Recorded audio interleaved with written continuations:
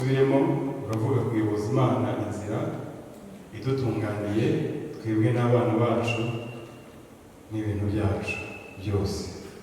Yesu ashimwe. Aya magambo ahari ari muri Ezra ibice 8 umurongo 21 haravuga ngo maze ntegeka kwiyiriza ubusa aho ngaho kuri uwo mugezi ahava, kugira ngo twicishe bugufi imbere y'Imana yacu ngo tuyoze inzira idutunganiye twebwe n'abana bacu bato n'ibintu byacu byose. Amen. Rero uyu mutwe w'amagambo ukuntu numvise mishuriwe, ntabwo numvise mishuriwe guhita nataka nk'uko uvuze, si byose. Mwarimu wese, umuvugabutumwa wese agira metodoloji. Amen. Ariko numvise mishuriwe kugenda mvuga ibintu bizagenda neza bikatwinjiza muri aya magambo. Yesu ashimwe cyane. Ni ukuvuga ngo ikintu kugira ngo cyumvikane, abantu banditse ibitabo umutwe wose ugira amashapitire. Shapitire ya mbere twabonye rero izatujyana ikatugeza mu kumvikanisha aya magambo yo kuyoboza Imana inzira. Amen. Shapitire ya mbere twabonye ejo ni shapitire yo gukwetura inkweto, umushumba yabivuze. Amen. Ni shapitire yo kweza, ni shapitire yo kwiyiza. Haleluya. Ni shapitire yo kwihana. Nanone kandi mutagira ngo ndahita nataka no magambo, shobora cyakora kuzayataka kuwa gatanu. Amen. Ariko bitewe n'ibyo nabaje cyane cyane nk'abantu baza buri munsi, nibo bazumva bino bintu neza, nibo bazumva iki cyigisho neza. Noneho nibigera kuwa gatanu nibwo nzataka neza nkinjira mu mutima w'aya magambo. Ku cyumweru noneho tukicara n'intebe tukicaramo neza, kuko tuzabivanga no guhamya. Kubera dore impamvu. Erega bene ibyo bintu byose bigaragara nk'ibituma ushidikanya urugendo, ibyo ni ibintu byose by'imitego ya Sekibazana kugira ngo utandukanye n'Imana. Kuko Etera afite n'imwe gusa, ni uko utandukana n'Imana. Kuko kugushobora kwawe ntiyagushobora. N'ibyo akora ni ibintu Imana iba yemeye rimwe na rimwe kugira ngo ubikuremo inyigisho. Ariko kugushobora ntibishoboka. Ariko dore icyatuma gushobora ni kimwe, ni uko gutandukanya nawe. Azaguhonda n'umuhini umwe gusa, ntabwo ari ibi umwuka uhita ushiramo. Ibyo rero bizi neza. Amen. Niyo mpamvu twifuje kugenda buhoro kugira ngo nitwinjira mu mutima w'amagambo azabe yumvikanye neza. Uri ahantu hakwemerera sesa, hakwemerera kuba wavugana n'Imana, aho nta hantu ni mu kwera. Haleluya. Aho nta hantu ni mu kwiyambura ibyaha. Udahagaze muri iyo ofisi ntabwo bishoboka kuyoboza Imana neza, twaba tumutera wawe. Amen. Amen. Kwinjiza neza muri ayo magambo yo kuyoboza Imana neza. Uravuga ngo amagambo n'aya ni ijambo rivuga guhinduka. Amen. Amen. Guhinduka niyo shapitire ya kabiri y'uyu mutwe w'aya magambo itorero ryaduhaye. Ni ijambo dukinisha, ni ijambo umuntu yahita yumva vuba vuba ukumva ari ijambo ribi, ariko ni ijambo riremereye. Yesu ashimwe. Ariko munyemerere dusoma amagambo y'Imana. Matayo 19:27 akakamuza akakarangiza 19:27 baravuze ngo maze Petero aramubaza ati dore twebweho twasize byose turagukurikira, none se tuzamera dute? Ese uwo muntu watari mu rugendo nawe ntibari mu rugendo, bari mu rugendo. Yesu arabasubiza ati ndababwira ukuri. Iyi niyo versete. Ndababwira ukuri yuko mwebwe abamurikiye mu gihe cyo guhindura byose ngo bibe bishya. Nibyo versete yigisha. Ku ntebe y'icyubahiro cye namwe muzicara ku ntebe 12 mucire imiryango y'abisi, mucire imiryango 12 y'Abisirayeli imanza. Umuntu wese wasize urugo cyangwa bene se cyangwa bashiki cyangwa nyina cyangwa abana cyangwa amasambu kubw'izina ryanjye azahabwa ibiruta inshuro 100 kandi azaragwa ubugingo buhoraho. Ni ijambo rero mu Kristo wo hasi ukagera kuri bishop na musenyeri wo hejuru. Yesu ashimwe cyane. Guhinduka ni ijambo rero umuntu wese ugihumeka turwana naryo kugeza igihe tuzashirira mu mwuka. Nihagira ukubwira ngo yageze ku guhinduka kuzuye uzabishidikanyeho, ntabwo bizaba ari ukuri. Turwana n'iri jambo, tukarwana n'iri jambo, tukarinda tujya aho badushyingura tukirwana n'iri jambo.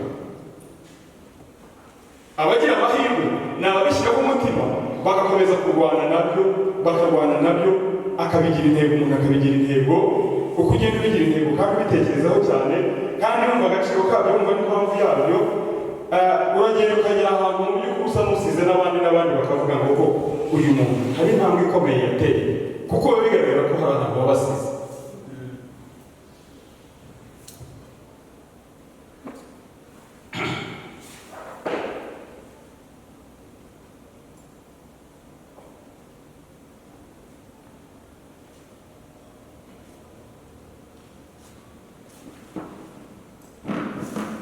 Amen. Reka twibutse kino kintu, mwibuke ko nta kindi kintu cyazanye Yesu. Nikiba hirya y'icyo ngicyo kizaba cyatariki. Icyazanye Yesu ni iki ngiki, ni uguhindura icyari cyarahindanijwe n'ibyaha. Ngiki kintu cyazanye Yesu. Niyo mpamvu nababwiye muri iyo verse mwumvise nasomye, niyo verse kure, aho yababwiye ngo mwebwe abemeye kunkurikira mukaza tukagendana mu gihe cyo guhindura ibintu byose bishya. Amen. Harubira ngo mugire ikibazo nzabahemba.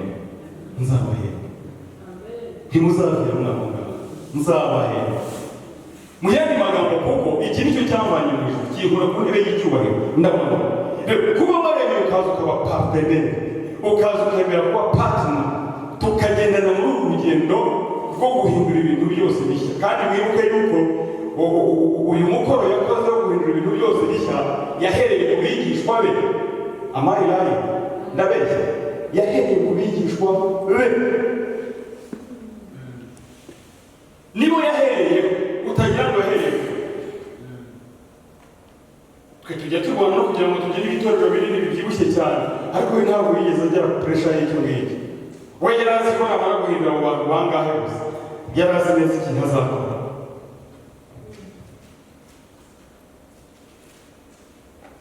Reka dusobanure iryo jambo hamwe na Mwuka Wera. Guhinduka ntabwo ari ibintu byikora. Burya hari igihe umuntu agira ko ati kubera ko ndi mu idini umunsi umwe nzasanga nageze ku guhinduka.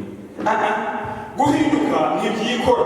Guhinduka si uruhurirane rw'ibihe ngo ibihe ntibihure, igihe kigahura n'ikindi nzasanga nageze ku guhinduka noneho umuntu wahindutse rwose. Oya. Haleluya. Haleluya. Guhinduka si igiti kimeza, si igiti cya kimeza. Apana. Ntabwo ari ibintu byikora, ntabwo ari igiti cya kimeza. Mu munsi umwe hari wenda uzasanga wageze ku guhinduka. Oya, wapi. Amen. Ahubwo guhinduka, iri jambo guhinduka, umuntu abihitamo, umuntu akabiharanira, umuntu akabirwanirira. Uko niko guhinduka bishobora gushoboka. Ariko hirya y'ibyo ngibyo, kuba muri korali uririmbishwa irya kabiri, ni ukuri ko Imana ntabwo bizakugeza ku guhinduka. Ntabwo bizaguhindura uwo Yesu ashaka kubaho. Never, never. Kuba ugiye kuruka muri imbere y'abandi bakristo bose pastora kwebe, ibyo ntabwo byakugeza ku rwego rwo guhinduka Imana ishaka ko uhinduka. Kuba tukwemera mu itorero twese wakwinjira tugakoma mu mashyi, ibyo ntabwo byakugeza ku guhinduka gukwiriye.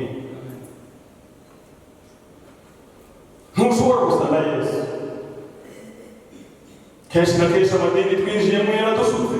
Wabona ko hari umurimo runaka ufite, wabona ko hari position runaka ufite, ukibwira yuko mu by'ukuri igihe kimwe kubw'iyo mirimo cyangwa kubw'ibyo ukora ibyo ngibyo bizatuma wemerwa. Oya, baragushuka.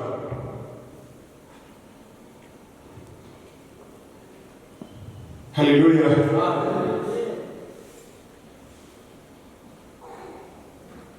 Ariko nagira ngo mubwire ngo guhinduka birubakwa. Amen. Guhinduka umuntu abigira intego kugira ngo bishoboke. Guhinduka umuntu abigira icyifuzo kugira ngo bishoboke. Kandi guhinduka utagira ngo ibyo byose bipfa kubaho gusa utabanje kugaya ukuntu uri. Rimwe na rimwe ntabwo tujya tugaya uko turi. Icyo kigatuma twibwira ko uko turi guhagije imbere y'Imana n'imbere y'itorero. Amen. Ntabwo twimenya.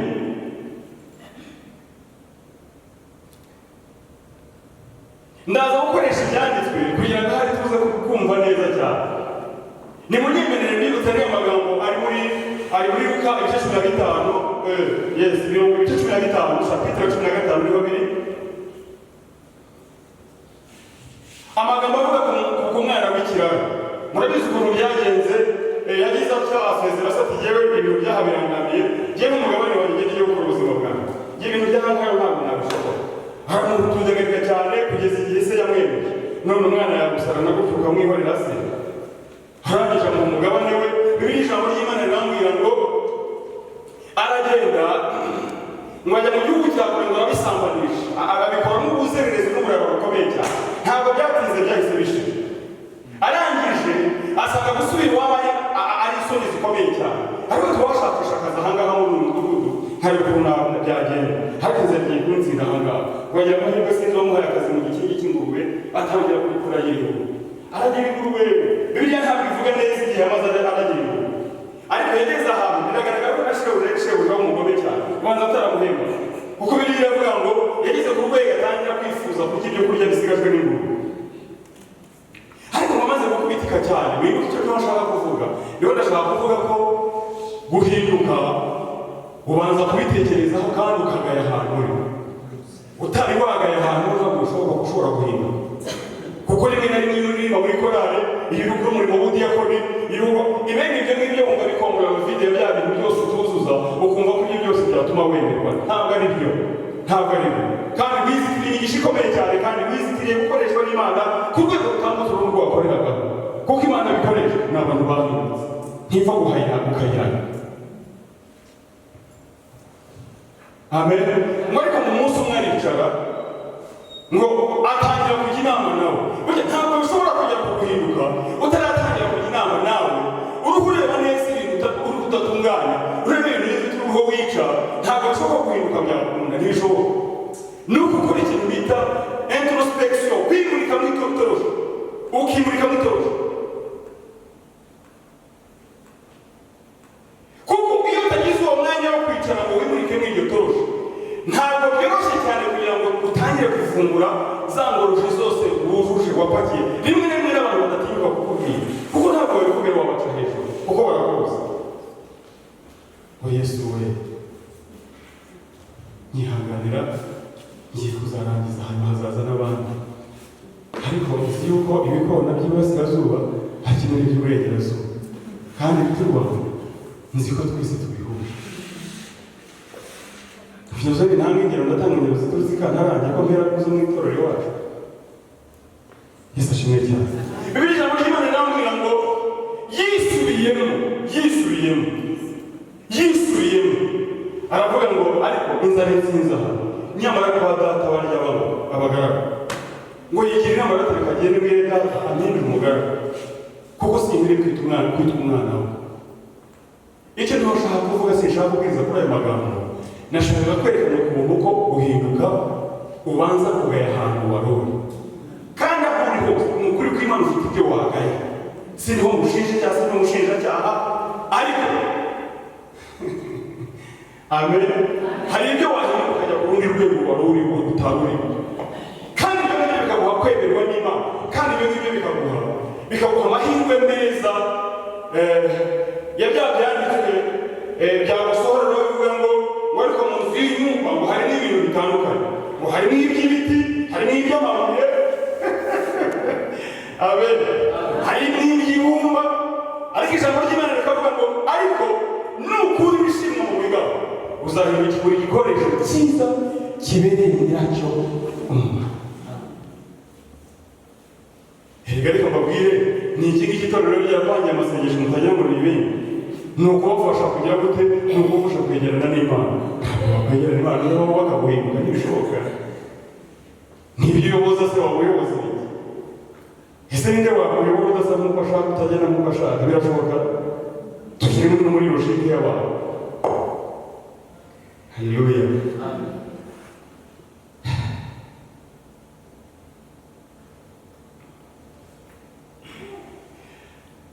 Na Paulo abyandikira Timoteyo, aramwandikira mu bice bine.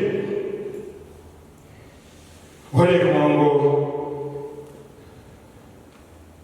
wa 12 aramubwira ngo ntihakagire uhinyura ubusore bwawe, ntihakagire uhinyura ubusore bwawe Timoteyo we, ahubwo ngo w'icyitegererezo cy'abizera bose mu byo uvuga no mu ngeso.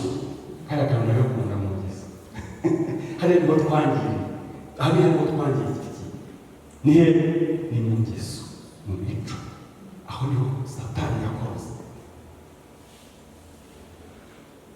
Mu byo uvuga ushobora kwitwararika, hari mu itorero bitangira gusakuza, ukava hari disipurine wayubatse, ukinjira amaze gusa nta muntu uri gutongana nawe, si byose ariko Yesu Yesu bisho ngisira kwa. Haleluya. Haleluya. Rero guhinduka ni ibintu byubakwa, ntabwo ari ukugira ngo wowe kubitemo biwubakwa. Kandi ibyo ngibyo bigusaba igiciro, dutanga igiciro. Buri iyo twihana, iyo dukizwa nta giciro bigusaba, gukizwa n'ubu. Ariko kubaka guhinduka, you have to pay. Wishyura, hari igiciro wishyura.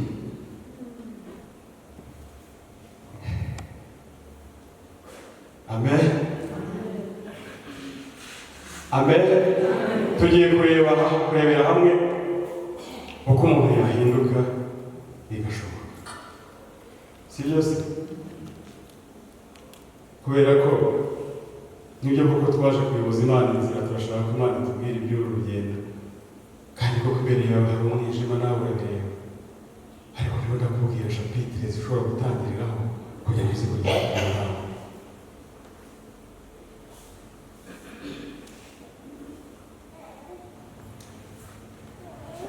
Amen. Umuntu iyo ashoboye guhindura mu mitekerereze, si byose tumaze no kubibona mu kanya, uriya mugabo kugira ngo akore ibintu bizima asubire kwa se, amen, yahinduye mu mitekerereze. Yasanze ibintu yari arimo atari byo, yasanze akubitikira mu gasozi kandi iwabo ibyo kurya babimenya. Arangije ngo atangira ngo kwisubiramo wenyine. Kwisubiramo ni uguhindura imitekerereze, kuko hari igihe tuba turiho dukorera Imana, rimwe na rimwe twaha sinzi niba ari abantu babivuga cyangwa ari Bibiliya, ni ibyaha bikomeza bugingo. Sinzi niba numva ntarabisoma, ngira ngo nibyo abantu bavuga ariko bifite ukuri kwinshi. Rimwe na rimwe gukorera Imana na bya byaha bikomeza bugingo, ukumva gukorera Imana nabyo ntacyo bigutwaye.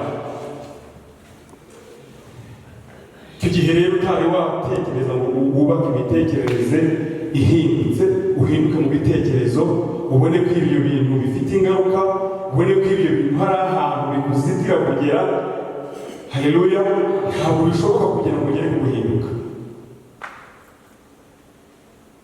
Mu mitekerereze y'umuntu ashoboye kuhahindura no guhinduka, aho ngaho birashoboka cyane. Paulo yongeye kubivuga cyane mu Baroma ibice 12 uhereye ku murongo wa 1 kugera ku wa 3, yabivuze neza cyane. Aravuga ngo ntimwishushanye n'ab'iki gihe,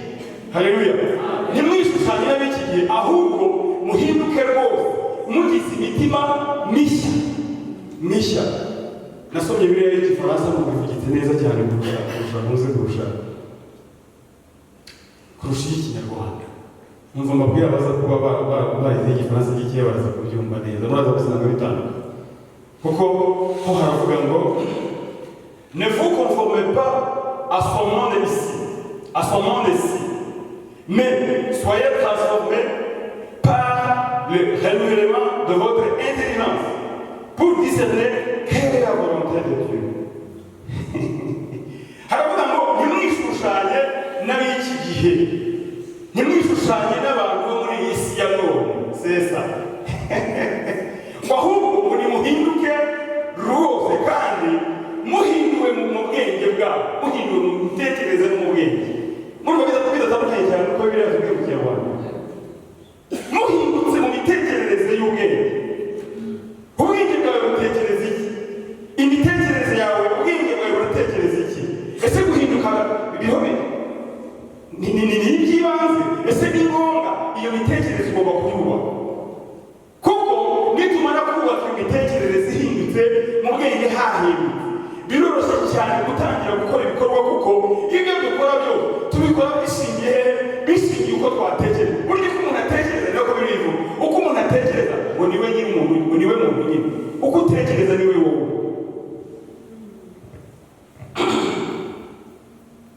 Ntimwishushanye n'ab'iki gihe, ahubwo muhinduke rwose mugize imitima mishya,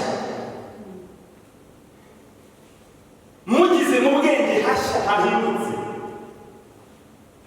Reka ntibabwire wenda tuzikore utuntu tw'utugero dufatika aha ngaha kugira ngo tujye tubyumva cyane. Bakuraza kumbwira ngo si ibyo byaha, si ibyo byaha, ariko bishobora kuba bikonduza ku byaha. Iyo ugasanga mu rusengero umukobwa n'umuhungu ntibajya hejuru, bifatira umuhungu ijya hejuru, usanga si ikibazo kwinjira mu marembo y'urusengero ijya hejuru, ufata se si umukobwa n'umuhungu barafatanya bameze gusa, barinjira mu nzu y'urusengero bageze bafatanye barebana akana ko mu jisho. Rimwe n'abapasiteri mwabaciye amazi ntimubatinye.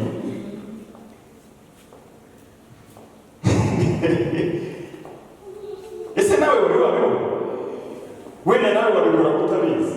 Ariko reka mubwire, ibyo bintu uri gukora niko niseguye wambwira ngo ntabwo kwisegurira ibyo bita ibyaha. Si ibyaha kugira ngo uwo muhungu ufashe, tumenya ko atari umuhungu ufashe umuriro. Utagira ngo umukobwa ufashe n'umukobwa ufashe umuriro, uracagira umuriro utaza kuzima. Hari n'ibintu usukana uraza kuwuzima, uraza kuwusinyaho. Amen. Kandi ugasanga ntacyo bimubwiye. Rimwe n'abapasitori ntabwo tubicyaha, ariko njye sinakubwira mu itorero ryanjye.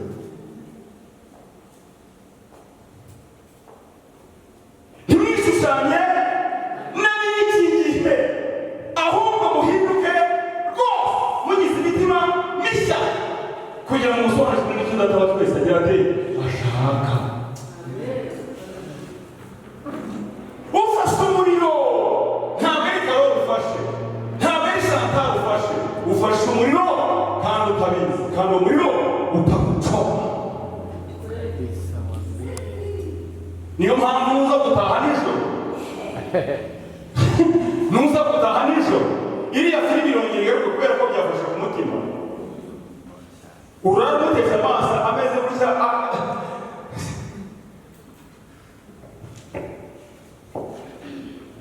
bene ibi biraturya nubwo tutavuga, hari ubwo tutavuga. Nimukora haragenda ijwi rya kabiri nzareba na rusengero, ariko njye sinagukundira. Ni akantu gatoya tuzi. Kimwe na rimwe umuntu anakikirana, kandi mu rusengero ibyo si byo. Ne vous conformez pas à ce monde ici, mais soyez transformés par le renouvellement de votre intelligence pour discerner quelle est la volonté de Dieu. Ntimwishushanye n'ab'iki gihe, ntimwishushanye n'ab'isi ya none. Amen. Ahubwo muhinduke mu bwenge muhinduke mu mitekerereze kugira ngo mubashe gusobanukirwa neza ubushake bw'Imana. Uwo musore urashaka gukorera Imana, ugomba guhinduka mu bwenge no mu mitekerereze.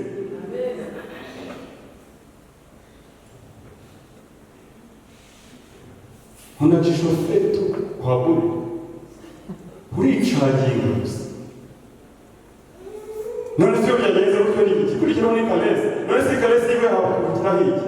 Wenda n'ubikora gutinya Imana, ariko so mu rucaginze kugiye kubona nawe icyumweru cyose uwo mufuna mu gitondo umuriro atari umwuka wera urawiyumvira mwiki. Ana abanyabazongera kuntumira nzajya n'ahandi bashaka kuko ndabizera abashaka kuri tubabwire se kujya muri Amerika, tubabwire amavizasi, tubabwire kugira ngo ikindi gusese risi ubwo butumwa turabuzi cyane. Erega reka babwire tuzi neza ibyo mushaka, ariko tuvuge ibyo mushaka, tuvuge mukeneye, kuko ibyo mushaka byo muzabibwirwa n'abandi, ariko ntabwo ari kubashaka baringana nabo. Ntibishoboka. Yarampamagaye nabi bacu barabizi.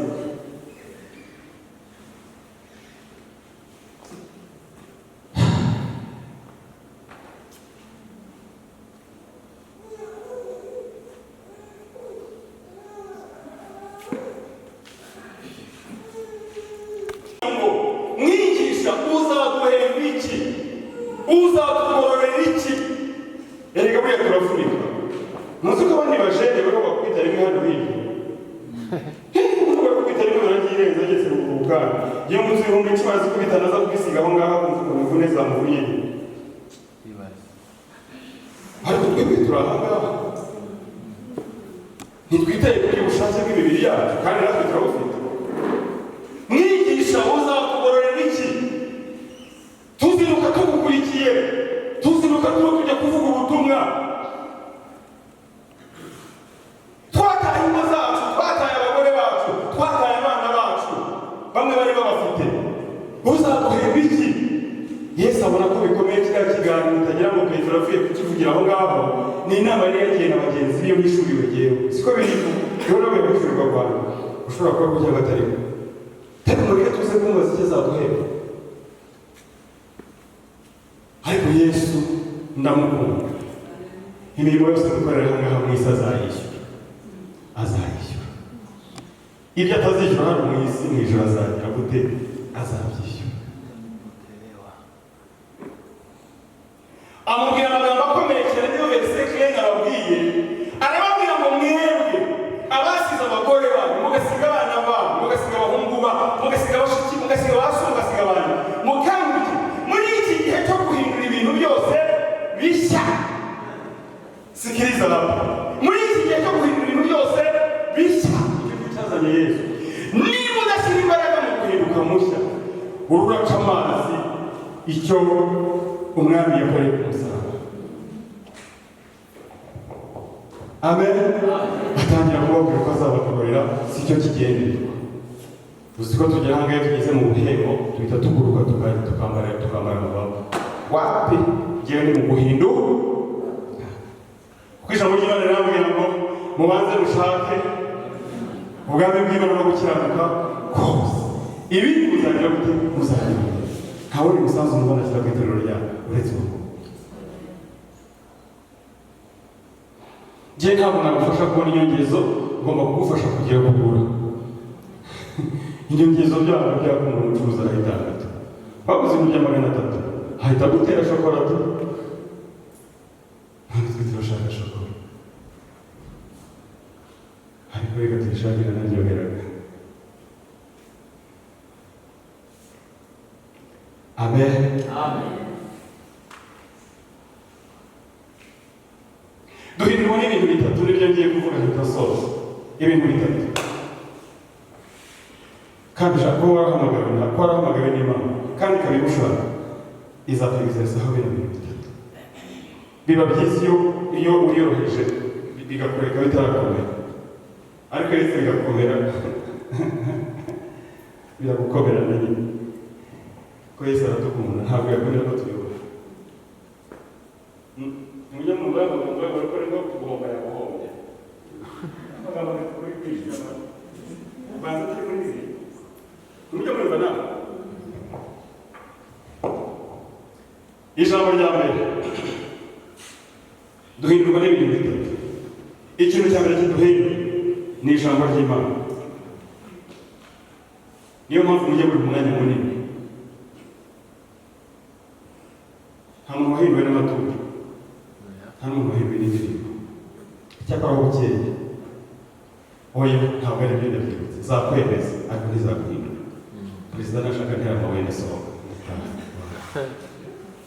zakwemeza ariko ntizaguhindura. Niyo mpamvu Yesu yabwiye abigishwa biwe muri kapitire 28 ngo uhereye ku cumi na gatatu tukamanuka mugende mubwirize amahanga yose mubabwirize ubutumwa bwiza bizera bose mubatize mu izina rya Data twese n'iry'Umwana n'Umwuka wera dore ndi kumwe namwe kugera ku mperuka y'isi. Ariko hari ijambo rikomeye babwiwe ngo kandi mubigishe, haleluya, mubigishe kwitondera ibyo nasize mvuze.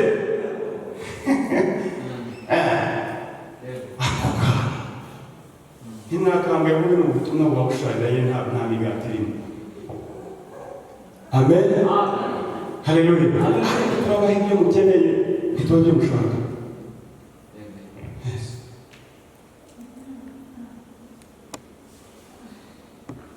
Amen. Amen. Ijambo ry'Imana mu kurisoma, mu kuribwirizwa, mu kuryigishwa mu ishuri no mu rusengero. Abakristo mube kumungana muzareba ku cyumweru. Ndabizi sinishuri sinaherukaga ahangaha haraze nk'imyaka nk'itatu n'itanu banza. Ndabizi ku cyumweru ntazaba buzuye. Ntacyo bitaye ku ijambo ry'Imana kandi nibyo bidukuza bikatugeza ku gakiza nyako gakwiriye. Ariko ni bangahe bariha agaciro? Nubwo hari ababa bumva abantu bana batari kuyaturambiye twitaho feminite dutahe twirimbe dutahe, ariko izo zakwemeza ariko ntizagira gute ntizaguhindura.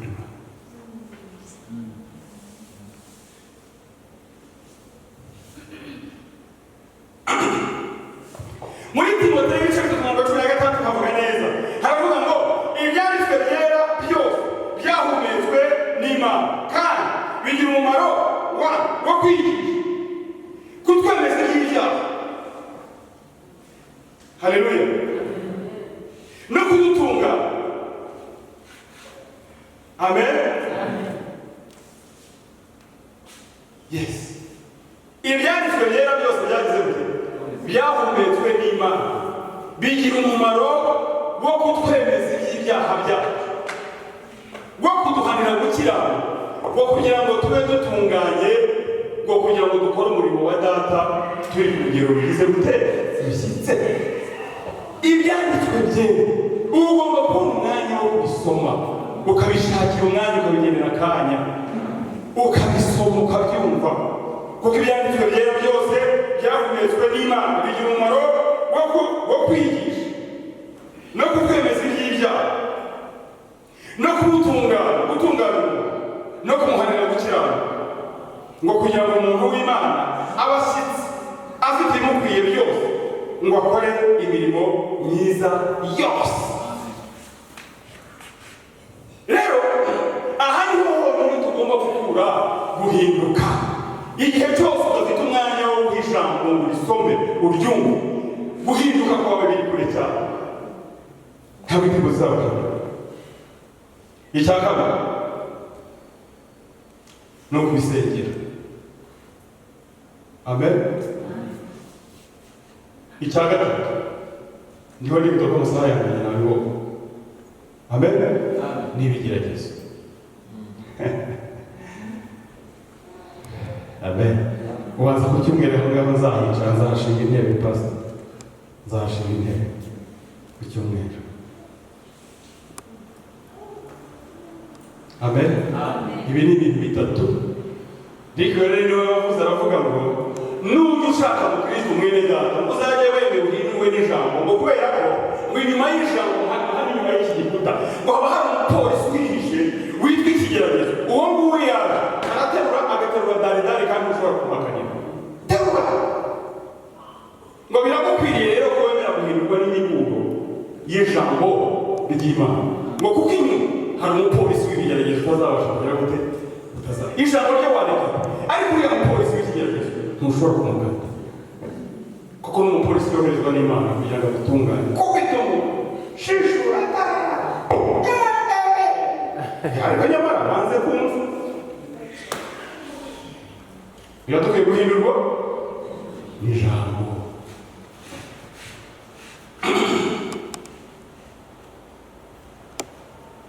narangije niyo mpamvu Pawulo yandikiye Timoteyo ndashoje rwose ndashoje yandikiye Timoteyo ibice 4 umurongo wa 2 aramubwira ngo ubwirize abantu ijambo ry'Imana ugire umwete mu gihe kigukwiriye no mu gihe kitagukwiriye uhane uteshe uhugure ufite kwihangana kose no kwigisha nanjye ubwisese